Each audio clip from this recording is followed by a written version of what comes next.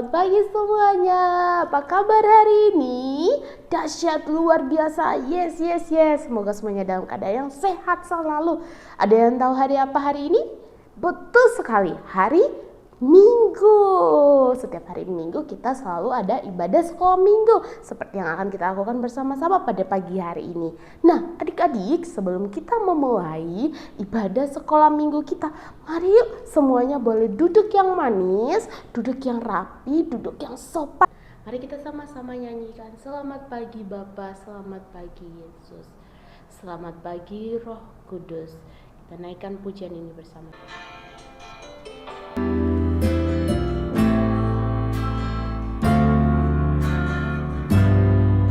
Mari katakan bersama-sama.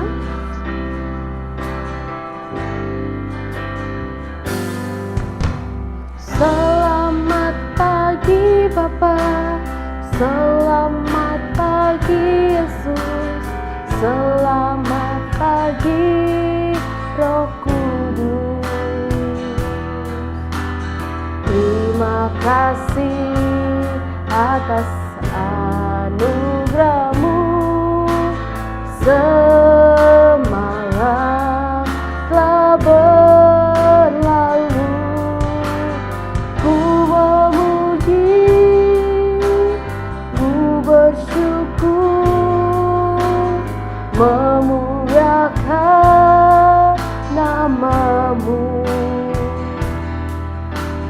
Allah Bapa, Putra, Roh Kudus, terima kasih. Kita naikkan sekali lagi. Katakan bersama-sama, terima kasih Bapa, terima kasih Yesus, terima kasih Roh Kudus.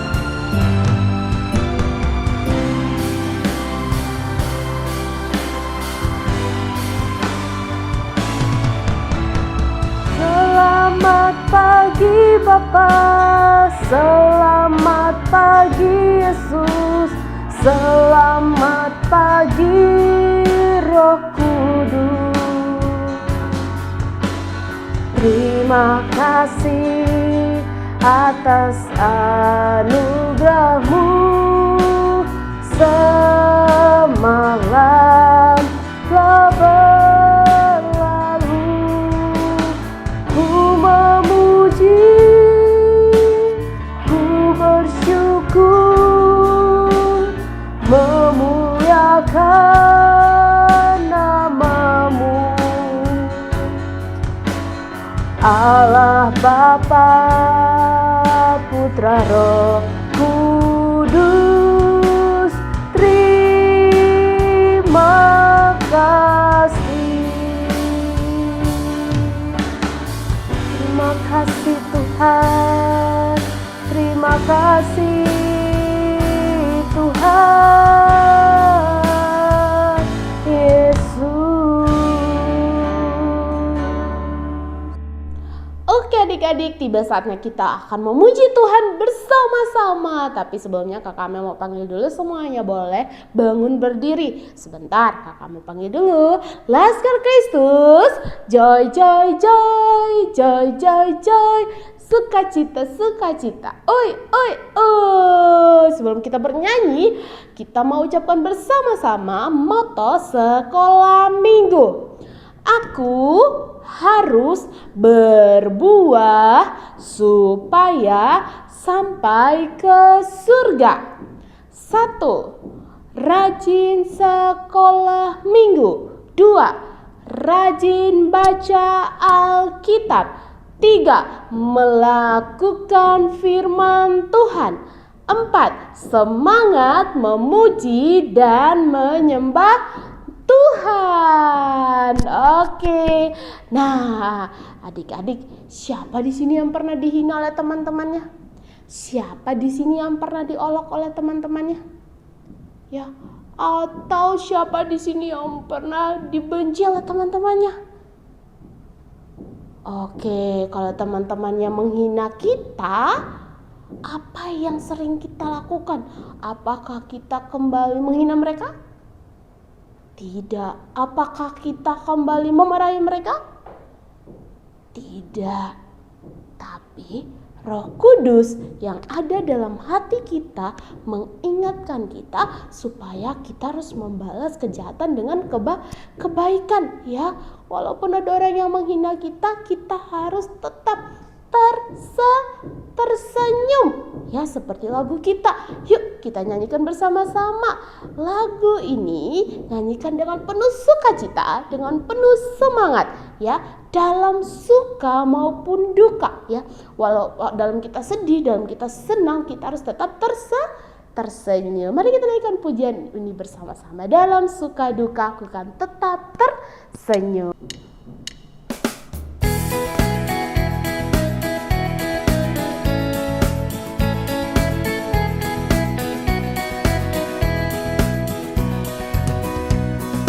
Dalam suka duka ku kan tetap tersenyum, diolok dihina ku kan tetap tersenyum, karena ku tahu Tuhanku Yesus sertaku.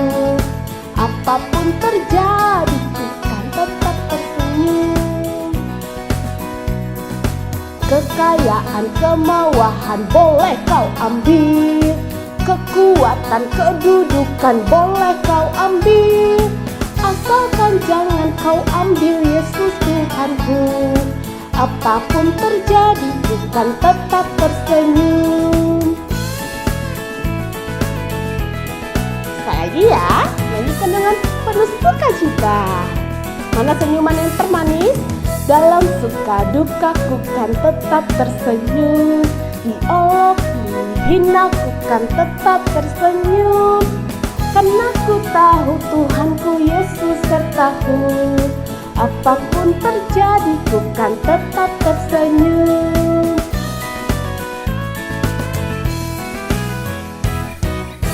Yeay. Oke adik-adik, kita masih mau memuji Tuhan bersama-sama. Kita mau mengatakan buah Roh Kudus apa saja ya? Ada yang tahu? Iya, betul sekali. Mari kita naikkan pujian ini bersama-sama. Buah Roh Kudus, kasih sukacita.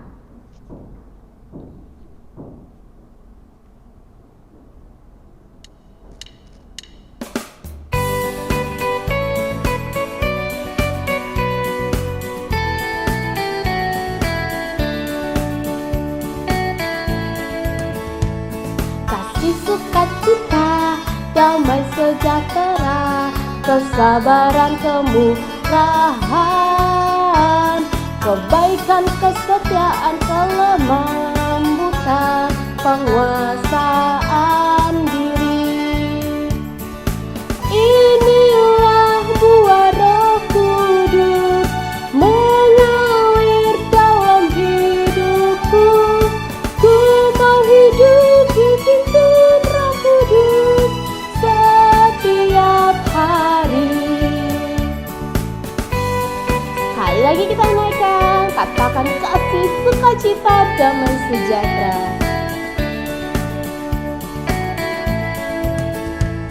Kasih sukacita, damai sejahtera, kesabaran, kemurahan, kebaikan, kesetiaan, kelemah lembutan, penguasaan diri. Inilah buah Roh Kudus mengalir dalam hidupku. Ku mau hidup dipimpin Roh Kudus setiap hari. Adik-adik boleh belajar lagi lagunya di rumah ya. Oke, tiba saatnya kita akan mendengarkan firman Tuhan. Adik-adik boleh lipat tangannya, boleh tutup matanya, adik-adik boleh duduk dulu. Kita mau berdoa kepada Tuhan, kita mau siapkan hati kita untuk mendengarkan kebenaran firman Tuhan. Kita mau katakan bersama-sama, Roh Kudus yang manis. Mari katakan bersama-sama, Roh Kudus yang manis. Ku buka hatiku untuk firman-Mu. Ku ingin menjadi seperti Yesus, Aku mau mendengar dan melakukannya setiap hari. Roh Kudus yang manis, tolong aku menuruti firman Tuhan. Roh Kudus yang manis, jadikanku anak Tuhan yang manis.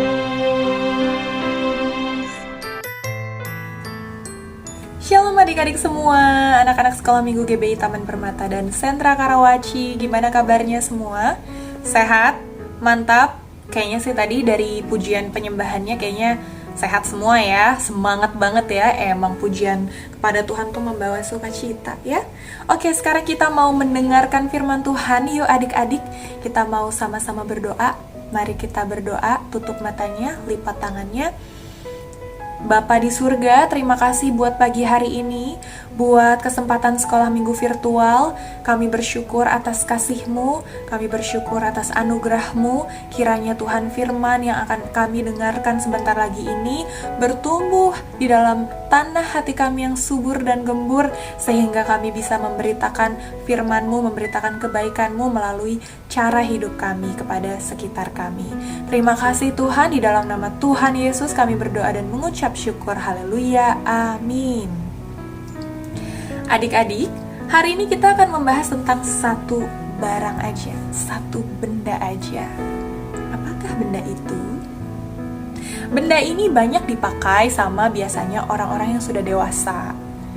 Ya kalian juga pakai sih, tapi dibantuin biasanya sama papa dan mama ya. Biasanya benda ini ukurannya kecil, cara pakainya ditempel di kertas. Ada gambarnya, biasanya ada nilainya, bisa 1.000, 6.000, yang terbaru sekarang 10.000. Ada yang tahu benda ini apa sebelum Kakak Nada munculkan gambarnya di sini? Iya? Oke, ada yang sebut materai. Betul sekali, ini dia. Kita akan membahas tentang materai. Mungkin kalian ada yang pernah lihat ya, benda itu ya, benda bernama materai itu ya. Mungkin kalian pernah lihat papa atau mama nempelin materai ke sebuah surat ya. Mungkin. Nah, kita mau lihat apa sih maksudnya, kenapa kita belajar materai di sekolah minggu. Memangnya kita lagi mau buat surat apa, Kakak Nada? Enggak, kita nggak mau buat surat, kita cuma mau melihat seaman apa sih kita anak-anak Tuhan di dalam Tuhan Yesus. Terjamin apa sih hidup kita sebenarnya di dalam Tuhan Yesus? Kita mau lihat dulu materai itu fungsinya apa, terus apa hubungannya dengan kita sebagai anak-anak Tuhan. Materai itu fungsinya ada beberapa. Yang pertama, fungsinya menunjukkan bahwa suatu perjanjian itu sah atau legal, diakui secara hukum. Ya, itu yang pertama, menunjukkan bahwa sebuah perjanjian itu sah atau legal. Yang kedua, menjamin bahwa suatu dokumen atau suatu perjanjian itu asli, tidak palsu, asli. Nah, yang ketiga, menunjukkan tanda kepemilikan, bahwa ada sesuatu yang dimiliki oleh oknum, ya. Apa ya bahasa sederhananya? Sesuatu dimiliki oleh seseorang, ya, atau sekelompok orang, atau satu pihak, begitu ya. Jadi ada tanda kepemilikan. Yang keempat, materai itu menjamin keamanan. Karena materai itu menunjukkan keaslian, menunjukkan perjanjian itu sah dan legal.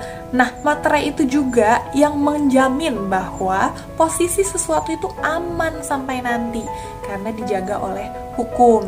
Begitu ribet Kakak Nada. Ya udah kalau gitu kita sama-sama baca yuk. Efesus 1 ayat 13. Yuk coba Alkitabnya dibuka. Efesus 1 ayat 13, Kakak Nada baca ya. Di dalam Dia kamu juga, karena kamu telah mendengar firman kebenaran, yaitu Injil keselamatanmu. Di dalam Dia kamu juga, ketika kamu percaya, dimeteraikan dengan Roh Kudus yang dijanjikannya itu. Dijanjikannya Roh Kudus materai. Jadi ada materai ditempel di saya, Kakak Nada? Bukan kita ditempelin materai ada tulisan Roh Kudus, bukan. Atau bukan kita ini adalah dokumen, bukan. Kita manusia dan Tuhan kita penciptanya. Tapi Tuhan Yesus menjanjikan Roh Kudus bagi kita semua, dan sesungguhnya Roh Kudus itu yang memeteraikan kita. Jadi tadi kan Kakak Nada udah sebutin tuh materai itu fungsinya apa. Ya udah deh, daripada kita bingung-bingung, mendingan kita flashback dulu yuk. Kita mau balik dulu ke masa lalu ketika Tuhan Yesus memberitakan kepada murid-muridnya janji. Ketika Tuhan Yesus mau naik ke surga, Tuhan Yesus kasih janji. Mari kita tengok. Ingatkah kalian waktu Tuhan Yesus bangkit di hari yang ketiga setelah Ia disalibkan? Pasti ingat. Nah, setelah Tuhan Yesus bangkit, selama 40 hari Ia berada di dunia, menampakkan dirinya kepada keluarga, murid-muridnya, dan memberitakan kepada mereka semua bahwa Ia harus melewati semua proses itu untuk menyelamatkan manusia dari segala akibat dosa. Hebat ya? Tapi ceritanya tidak sampai di situ. Tuhan Yesus juga mengatakan kepada mereka bahwa Ia akan mengirimkan Roh Kudus. Ia menjanjikan Roh Kudus untuk menjadi penolong bagi mereka semua. Setelah 40 hari Tuhan Yesus menghabiskan waktunya bersama dengan murid-murid dan menampakkan dirinya kepada orang-orang, Ia membawa murid-muridnya ke tempat bernama Betani. Tuhan Yesus memerintahkan murid-muridnya untuk memberitakan kebenaran Injil kepada orang sebanyak-banyaknya. Dan Tuhan Yesus meyakinkan mereka semua untuk tidak pernah merasa sendiri karena Tuhan Yesus bersama-sama dengan mereka sampai kesudahan. Setelah itu Tuhan Yesus naik ke surga untuk bertahta di sebelah kanan Allah Bapa. Bagaimana ya? Bagaimana Tuhan bersama-sama dengan mereka? Kan Tuhan Yesus naik ke surga. Kan Tuhan Yesus sudah bilang, Ia akan mengirimkan Roh Kudus untuk menjadi penolong. Tidak lama setelah itu, Roh Kudus datang kepada murid-murid. Ternyata benar Tuhan Yesus menepati janjinya kepada murid-murid bahwa Tuhan Yesus selalu menyertai mereka. Pertanyaannya, apakah Roh Kudus itu diberikan juga kepada kita? Kita kan tidak ada pada masa itu. Oke, adik-adik udah ingat semuanya ya? Ketika Tuhan Yesus mau naik ke surga, sebelum Ia naik ke surga, Tuhan Yesus ngasih janji dulu. You're not alone. Kalian gak sendirian. Meskipun aku naik ke surga, Roh Kudus nanti akan datang bersama-sama dengan kamu. Dan ternyata Roh Kudus itu bukan hanya sekadar penolong kita. Bukan. Gak cuma menolong, tapi juga memeteraikan kita. Memeteraikan kita bahwa kita ini bagian dari perjanjian Allah. Bahwa Tuhan menjanjikan keselamatan buat kita. Bahwa kita ini anak-anak Allah yang asli. Anak-anak Allah yang sesungguhnya. Bahwa kita ini dimiliki. Ingat tadi fungsi materai apa menunjukkan kepemilikan? Kita ini dimiliki oleh Tuhan. Bahwa kita ini aman, dijaga oleh kesahan yang sejati. Sah banget, sah banget. Asli banget anak Tuhan yang sesungguhnya, bagian dari janji Allah, penerima janji Allah. Itu kita. GR amat kita. Orang tadi kan ada pertanyaan tuh di akhir video. Emangnya kita juga dapet? Kan kita nggak ada di situ, Kakak Nada. Itu mah buat murid-muridnya tuh, ada api-api di kepalanya. Dapat gak ya? Aduh, coba deh. Tengok lagi yuk, kita tengok lagi ke Efesus 1 ayat 13 ya. Coba kita baca teliti ya. Kita harus yakin dulu nih, kita harus yakin dulu kalau kita benar-benar udah dimeterai. Ayo kita lihat. Di dalam Dia kamu juga, karena kamu telah mendengar firman kebenaran, yaitu Injil keselamatanmu. Di dalam Dia kamu juga ketika kamu percaya dimateraikan dengan Roh Kudus yang dijanjikannya itu. Tunggu, ulang lagi kalimat terakhir. Ketika kamu percaya dimateraikan dengan Roh Kudus yang dijanjikan itu. Jadi, siapapun yang percaya menerima janji itu dong, bahwa kita dimateraikan oleh Roh Kudus, bahwa kita dianggap anak yang asli, anak yang sah, anak Tuhan, bahwa kita penerima janji Allah, bahwa kita aman, bahwa kita dimiliki oleh Tuhan Yesus. Gitu ya? Masa sih? Ya udah deh, satu ayat lagi, ayo kita lihat. Kisah Para Rasul 2 ayat 38. Yuk, Kakak Nada kasih waktu 5 detik untuk dicari. Kisah Rasul 2 ayat 38. Walaupun nanti muncul di layar, tetap biasakan membuka firman Tuhan ya anak-anak ya. Jawab Petrus kepada mereka.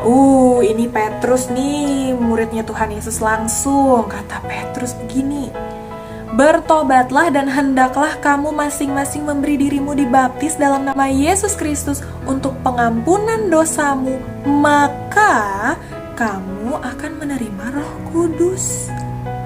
Bertobat dan memberi diri dibaptis dalam nama Yesus, menerima Roh Kudus.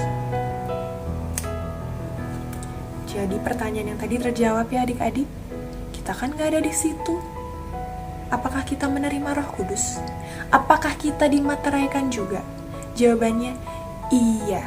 Ketika adik-adik percaya bahwa Tuhan Yesus adalah Tuhan dan Juru Selamat yang turun ke dunia, memberikan hidupnya untuk adik-adik, menyelamatkan adik-adik, menyelamatkan kita semua, supaya kita beroleh hidup yang kekal bersama Tuhan. Jadi, ketika adik-adik percaya, aku percaya dalam nama Tuhan Yesus aku selamat, saat itu juga adik-adik dimateraikan oleh Roh Kudus. Saat itu juga adik-adik adalah penerima janji keselamatan. Saat itu juga adik-adik menjadi anak yang sah, anak asli, anak Allah. Dan saat itu juga hidup adik-adik, keamanannya terjamin sampai Tuhan Yesus datang kembali menjemput kita semua. Kan tadi dikatakan ya, Tuhan Yesus menyertai kita sampai pada kesudahannya ya. Oke, haleluya, puji Tuhan. Mari kita berdoa. Tuhan Yesus, terima kasih buat firman-Mu yang hebat pada pagi hari ini. Engkau hebat sekali Tuhan Yesus. Sungguh keselamatan yang daripada-Mu itu adalah yang terindah bagi kami. Kami tidak bisa membalasnya. Kami hanya ingin memberikan hidup kami untuk-Mu dan melakukan firman-Mu dan melakukan hal-hal yang menyenangkan hati-Mu. Di dalam nama Tuhan Yesus, kami berdoa dan mengucap syukur. Haleluya, amin. Oke adik-adik, sebelum Kakak Nada tutup, Kakak Nada mau ngasih tugas untuk dikerjakan dan dikumpulkan kepada kakak sekolah minggu ya, untuk menghafalkan Efesus 1 ayat 13. Oke? Efesus 1 ayat 13 direkam di rumah, kemudian dikirimkan kepada kakak sekolah minggu supaya nanti tayang di video minggu depan. Seperti biasa, semuanya yang ikut sekolah minggu wajib hafalin ayat ini. Oke? Oke adik-adik, sampai bertemu di sekolah minggu selanjutnya. Tuhan Yesus memberkati.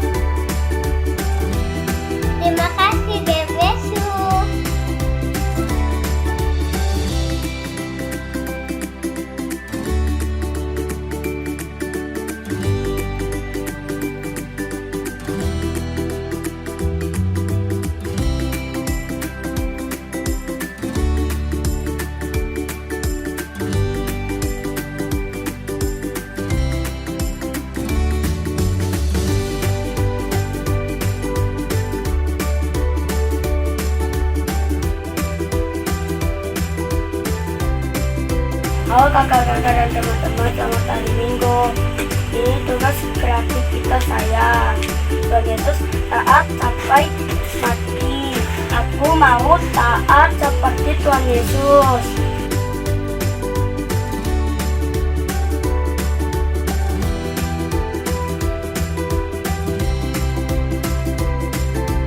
Tuhan Yesus memberkati kita semua. Bye-bye.